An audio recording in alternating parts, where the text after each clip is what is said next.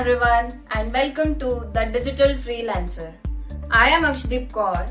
In this video, I will be sharing the step-by-step process to transfer your Facebook videos and photos to Google Photos. First of all, go to Setting options in Facebook app. Then go to Your Facebook Information section in Settings. After that, click on Transfer a copy of your photos or videos. To verify your identity, enter your password before initiating a transfer. After entering your password, select Google Photos in Choose Destination section. To copy your photos, select Photos, or to copy your videos, select Videos from the drop-down menu and click on Next button.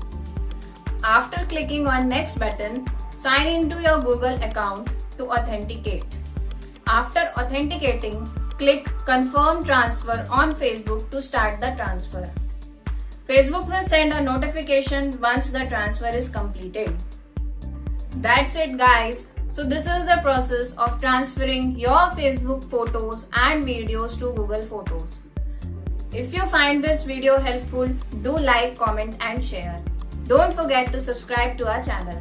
Thank you.